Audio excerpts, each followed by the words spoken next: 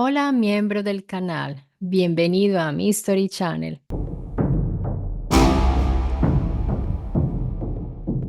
Este es el primero de los videos especializados, de manera que es una investigación que realicé basándome en qué fuentes. Las fuentes son estos dos libros.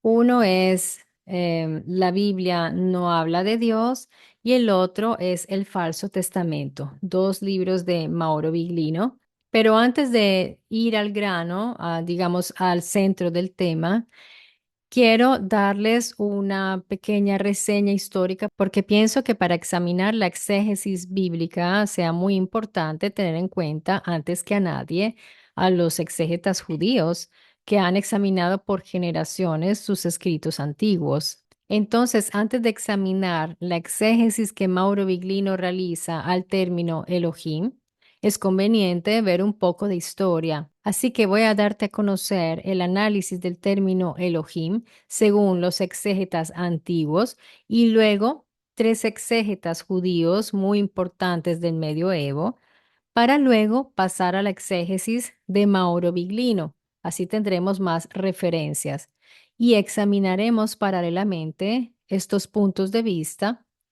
acerca de un término tan antiguo y esencial para la tradición judía, Elohim. Uno de los más antiguos exégetas que trató el término Elohim fue Filón de Alejandría, aproximadamente entre el 20 antes de la era común y el 50 después de la era común, aunque su enfoque es diferente al de los rabinos posteriores. Filón utilizó un medio de interpretación alegórica influenciado por la filosofía griega, particularmente por el platonismo. No se centró en la interpretación rabínica tradicional. Sus ideas nos ofrecen una comprensión temprana del término Elohim dentro de un marco filosófico judío-helénico. Entonces es importante tenerlo en cuenta. Filón interpretó Elohim como una referencia a Dios en su aspecto como creador del mundo. En su obra, Filón sigue una interpretación alegórica, diciendo que Elohim no solo representa el poder creador de Dios, sino también el principio activo detrás de la formación del cosmos. En su sistema filosófico, Filón asocia a Elohim con el logos, la palabra o razón, un concepto que él derivó del pensamiento griego. Este concepto del logos lo vemos muchísimo en la gnosis. Entonces, esto es un concepto que Filón derivó del pensamiento griego. Filón veía el término Elohim no simplemente como un nombre. Aquí dicen que es un nombre, ¿no? Entonces, vamos teniendo todo esto en cuenta, sino como una manifestación del poder divino en el mundo físico. Entonces, bueno, ya nosotros tenemos clarísimo que Elohim no es un nombre. Tengamos en cuenta que las búsquedas que hacemos muchas veces dan conceptos a los términos y a los mismos conceptos los definen de una manera, la manera que como lo ven globalmente los estudiosos oficiales, en fin, entonces hay que estar muy despiertos en ese sentido porque nos vamos a encontrar la literatura configurada de esta manera, pero nosotros ya sabemos que Elohim no es un nombre. De acuerdo con Filón, Elohim también puede simbolizar los diversos atributos de Dios y no solo su ser como una entidad singular. Entonces es una cosa todavía más abstracta. En este sentido, Elohim se refiere a Dios en relación con su actividad en el mundo material y con las múltiples maneras en que se manifiesta la divinidad.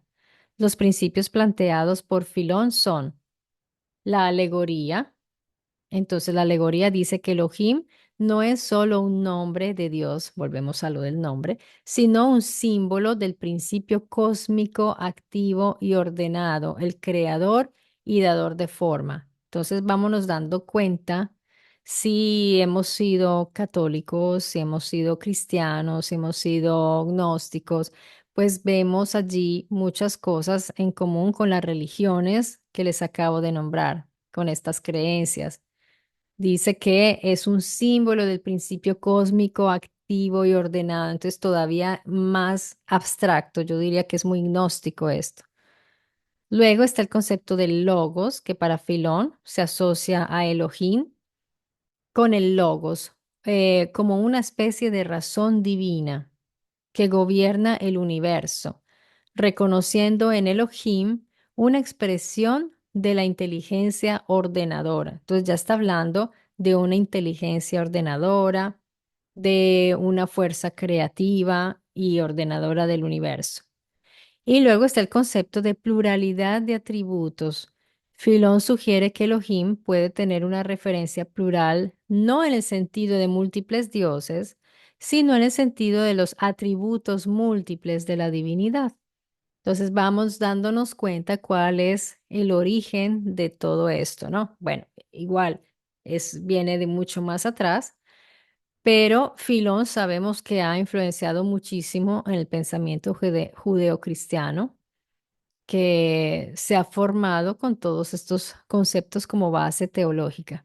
Si bien Filón no es parte de la tradición rabínica tal como la entendemos hoy, su enfoque filosófico sí influenció mucho sobre la exégesis del término Elohim.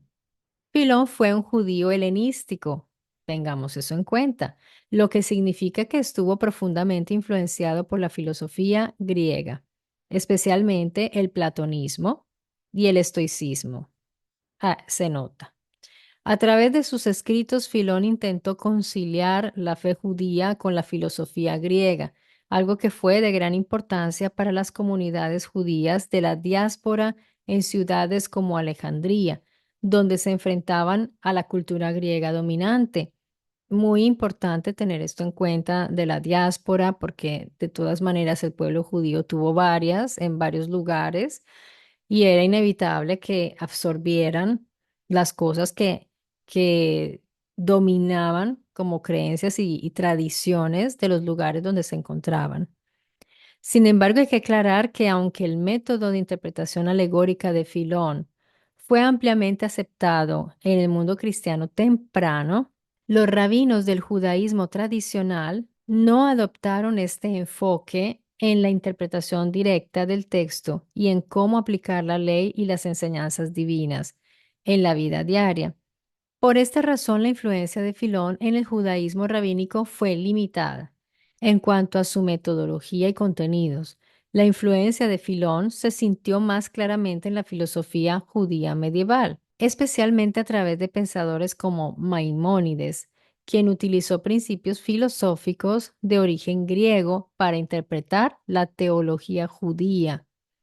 Filón, al integrar conceptos griegos como el logos y el platonismo, abrió el camino para que filósofos judíos posteriores, o sea, después, como Maimónides, también intentaran reconciliar la razón y la fe. Vamos viendo cómo se va desarrollando, porque estamos hablando de un solo término, pero en general, toda la literatura hebrea inicial se va transformando, se va empapando de otras tradiciones de pueblos como los griegos, que en su momento fueron una potencia cultural muy importante. En las fuentes rabínicas más antiguas como el Midrash y el Talmud, también encontramos interpretaciones de Elohim. Estas obras generalmente asocian a Elohim con Dios como el juez del universo y el poder supremo. Un comentario común es que Elohim es usado cuando la escritura se refiere a Dios en su rol de justicia, mientras que el nombre Yahvé se utiliza cuando se hace referencia a la misericordia. Hagamos un paréntesis. Véanse los libros de las batallas, genocidios, masacres, violaciones, saqueos, ajusticiamientos, como Deuteronomio, Josué, Samuel, Reyes y Números, etcétera, etcétera, porque en realidad decir que Yahvé se utilizaba para hacer referencia a la misericordia es realmente algo que no existe. Por ejemplo, en el Midrash Bereshit Rabbah, que significa un comentario sobre el Génesis, se menciona que Elohim es el nombre que describe a Dios como creador y juez, indicando su poder sobre la creación y su función en el establecimiento del orden divino y la ley. Este enfoque de Elohim como juez se mantendría en las exégesis posteriores, incluyendo las de Rashi y Maimónides, aunque Maimónides y otros filósofos medievales no citaron directamente a Filón. Se puede ver un paralelismo en el uso de categorías filosóficas para describir a Dios, la creación y la relación entre el mundo material y el espiritual. En este sentido, la influencia de Filón se percibe más en la filosofía judía posterior que en la exégesis rabínica clásica. Atención con todo esto porque debemos ir viendo la historia. Es muy importante y bueno, esta investigación la hice yo, no está en los libros de Biglino. Esto lo hago para contextualizarnos muy bien. Filón es famoso por su uso del concepto del logos, la palabra o razón divina, un término clave que fue adoptado por los primeros cristianos para describir a Jesucristo. Miren entonces también allí cómo se introdujo el concepto del logos al cristianismo y obviamente muy fuerte en el gnosticismo. Este uso del logos como intermediario entre Dios y el mundo tuvo un impacto profundo en el pensamiento cristiano y de forma indirecta en el diálogo entre el judaísmo y el cristianismo.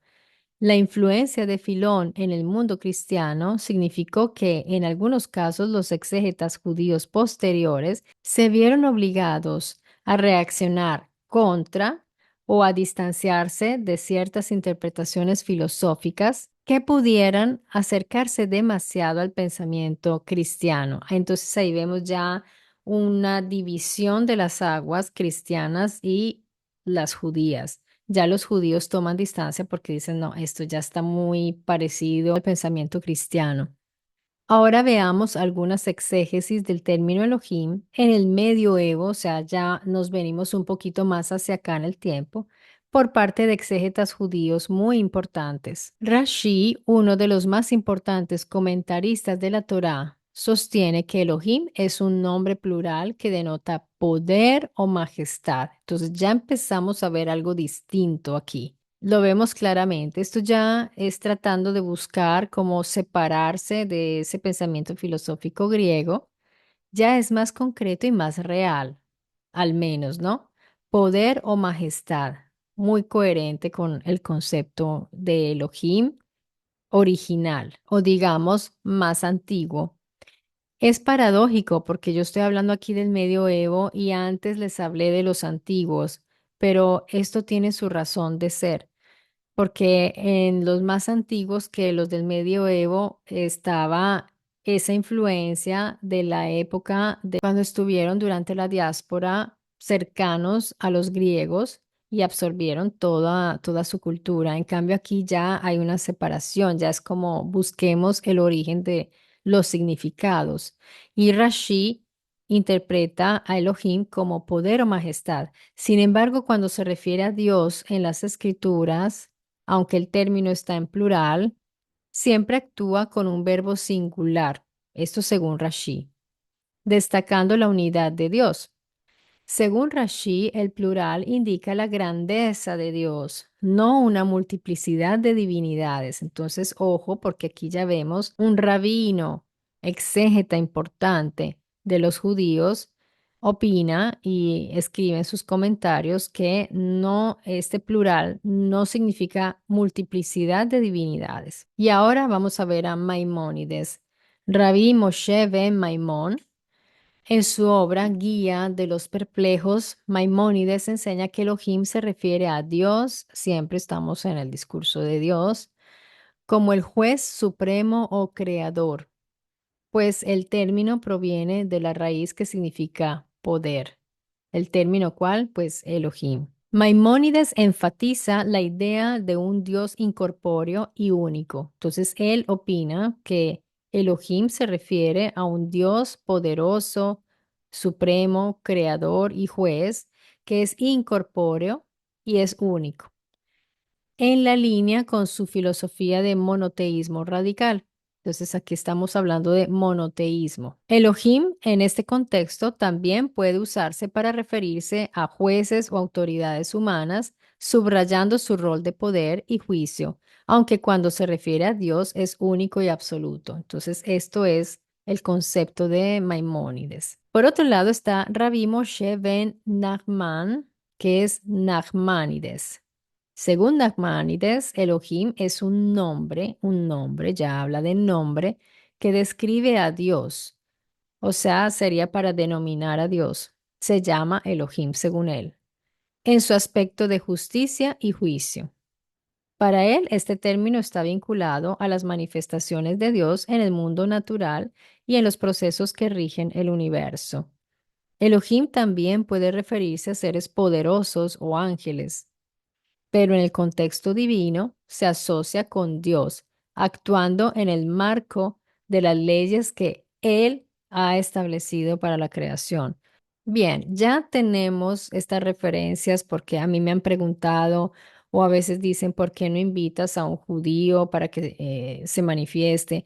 Primero que todo, hay que tener en cuenta que no todos los judíos piensan igual. Hay varias corrientes de pensamiento dentro del judaísmo y aquí vemos, pero les traje a estos tres exponentes que son importantes, que son seguidos por los judíos. Entonces ya vemos aquí que más o menos son cercanos al concepto de Elohim. Para algunos es más incorpóreo, para otros es un poco más concreto, pero siempre estamos hablando de Dios. Para ellos Elohim es Dios. Entonces no, en su naturaleza no habría mucha diferencia.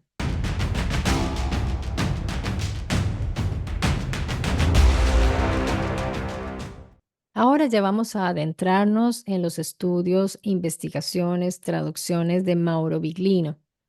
El término Elohim es simplemente traducido como Dios. Esto lo dice él literalmente. Pero es importante recalcar que no debería ser traducido absolutamente, precisamente debido a a esa incerteza de significado.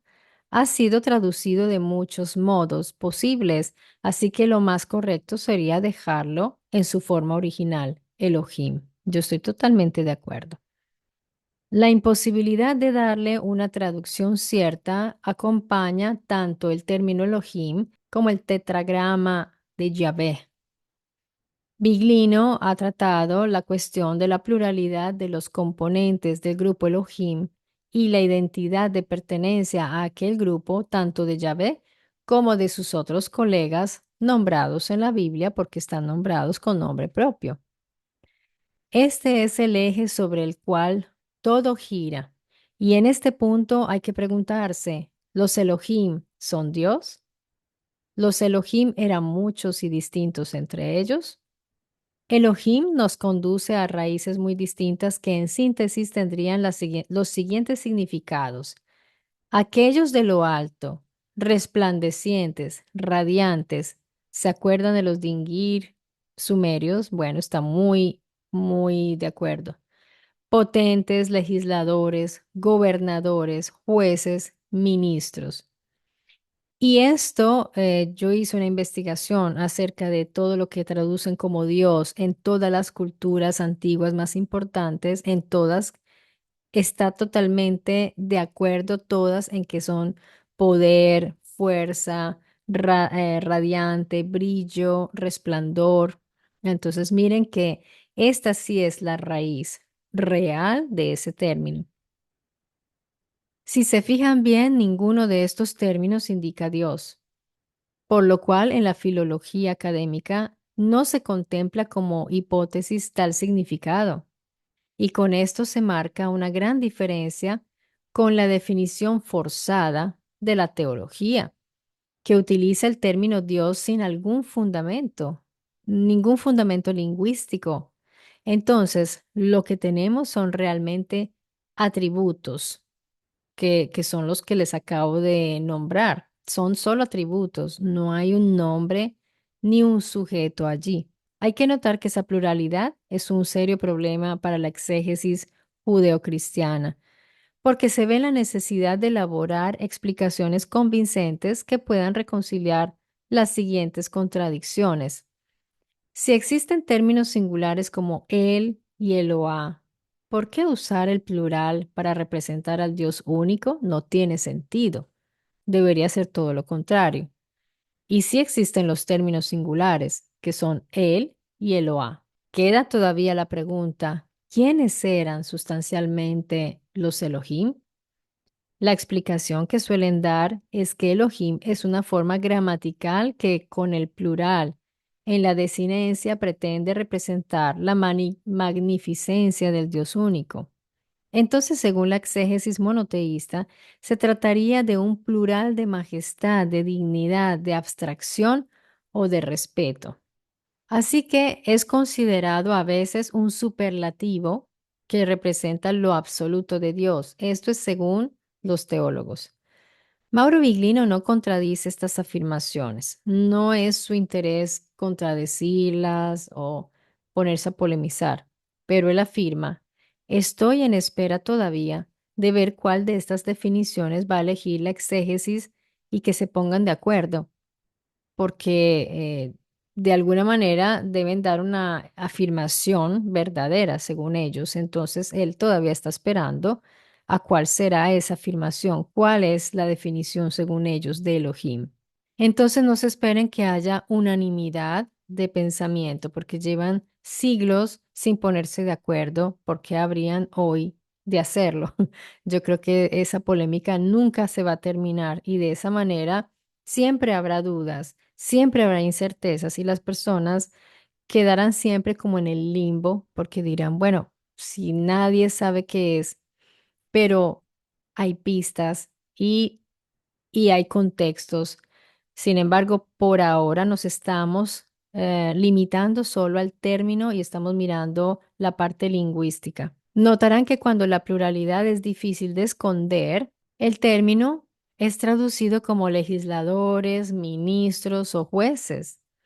Esto no hace más que confirmar que es una palabra plural. Es interesante ver que en el pasado las tres anteriores funciones, que ya les nombré, legislador, ministro, juez, se agrupaban en una sola figura, la cual era la del gobernante. ¿Qué hacían los gobernantes? Pues, ¿quiénes eran? ¿Quiénes eran los gobernantes? Los reyes, los emperadores o como los queramos definir. Esa figura era la que ejercitaba todas estas acciones y tenía estos roles que les acabo de nombrar. Justamente lo mismo que Elohim. Los Elohim, los colonizadores potentes, temidos, representaban el modelo típico de estos modelos de poder. La naturaleza déspota de su modo de gobernar, del cual tenemos a Yahvé como ejemplo, reunía precisamente todas esas funciones mencionadas, legislador, administrador, juez. Entonces, todavía tú que me estás viendo y me estás escuchando, ¿piensas que pueda existir la posibilidad de que los Elohim o el término Elohim sean Dios? Hemos visto en esencia lo que define, como lo define Mauro Viglino, de la manera más respetuosa de todos. ¿Por qué la más respetuosa? Porque se está limitando el término en sí y a las funciones que nombran y al contexto de lo que se narra.